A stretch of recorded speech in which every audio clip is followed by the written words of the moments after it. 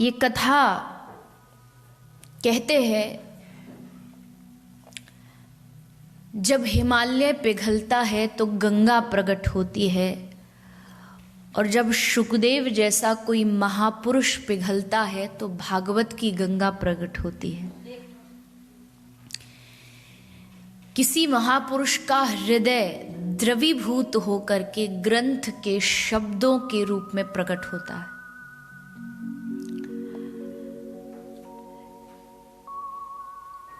गंगा ऊपर से नीचे बहती है, पर भागवत की गंगा जब हमारे हृदय में प्रवेश करती है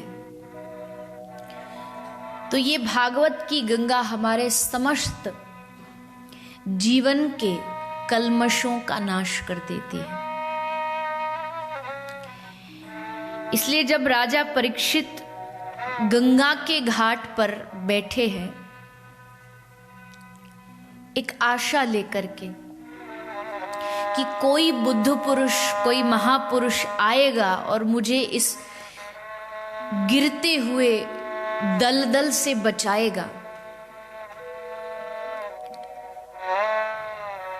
तब तत्रा भवद भगवान व्यासपुत्रो। और जब शुकदेव जी आए और उन्होंने परीक्षित के प्रश्नों को सुना तो शुरुआत ही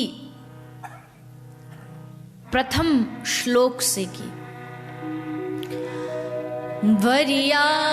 वर्यानेशते प्रश्नः कृतो लोकहितं नृपः आत्मवित्सम्मतः पुंसाम् श्रोतव्यादिषु यः परः।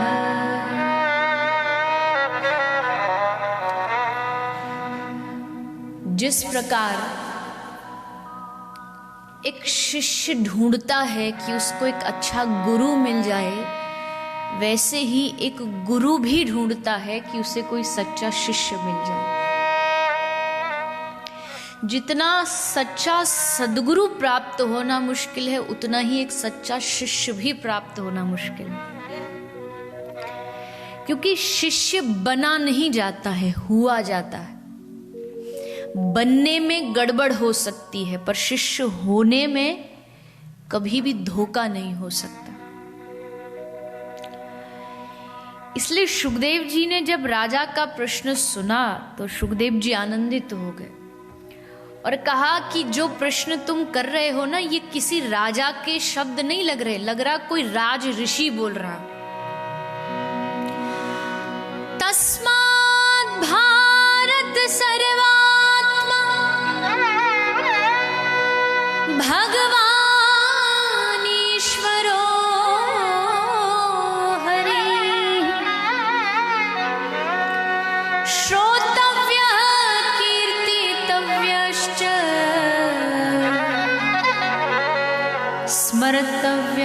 स्मर्तव्यश्चेच्छता भयम्। तस्मात् भारत सर्वात्मा भगवान ईश्वरो हरिः। हे राजन, तुमने बड़ा ही अच्छा प्रश्न किया है कि जिसकी मृत्यु की ओर जो धीरे धीरे जा रहा हो, उसको क्या प्रयास करना चाहिए कि वो अपनी मृत्यु को सजा दे। जैसे कई बार हम सुनते हैं जीवन को सजाना चाहिए, जीवन को सुंदर बनाना चाहिए, तो भागवत सिखा रही है कि मृत्यु को कैसे सुंदर बनाना। मैं बार बार कहती हूँ, जीने की कला फिर भी बहुत लोग सीख लेते हैं, लेकिन मृत्यु की कला हर किसी को नहीं आती।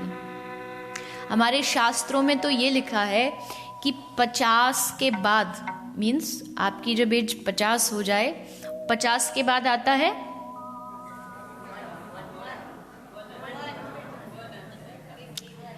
51, 51।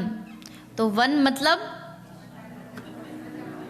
चले जाओ, अब समय हो गया। 50 के बाद अब मतलब कभी भी बुलावा आ सकता है।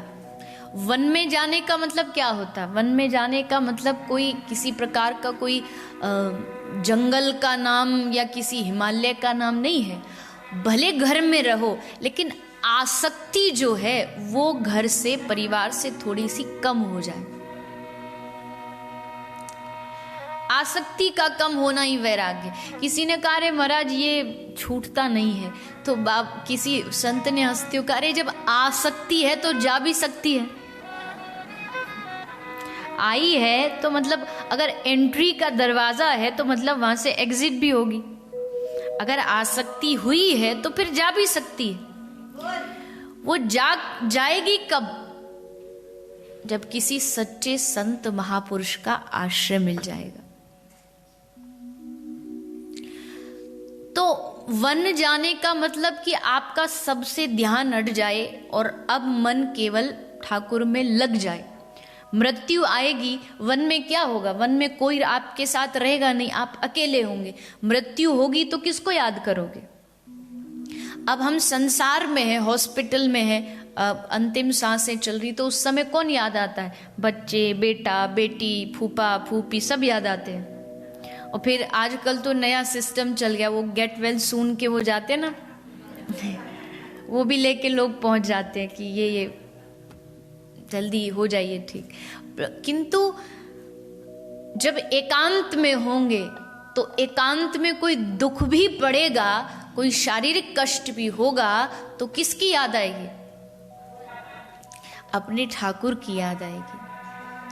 इसलिए मृत्यु सिखा रही है भागवत, मृत्यु का तरीका सिखा रही है भागवत, कि भले आप जीवन में जो भी आपने किया हो, लेकिन कम से कम मृत्यु के समय तो प्रयास करिएगा कि आपका मन गोविंद के चरणों में लग जाए।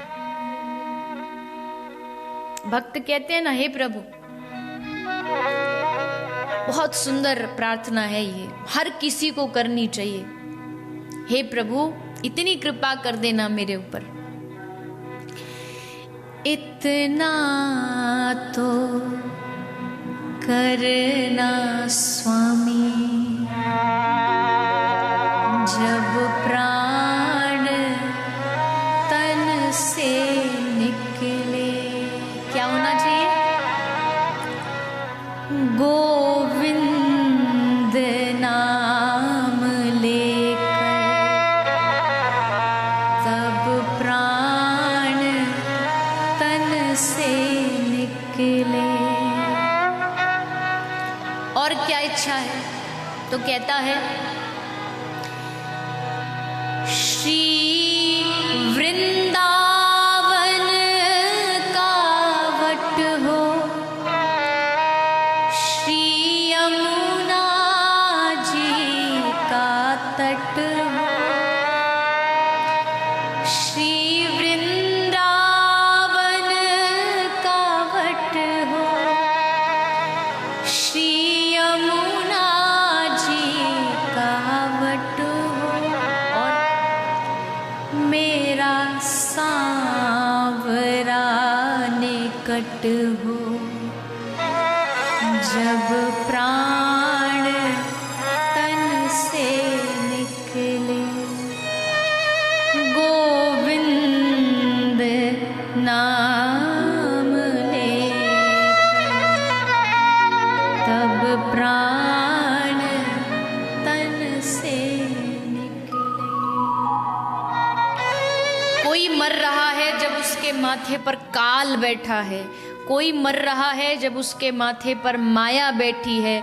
मैं मरूं तो प्रभु मेरे माथे पर आपके दोनों चरण रखे हुए हों, आपकी कृपा के वरद हस्त रखे हुए हों, ऐसा मेरा मरण हो।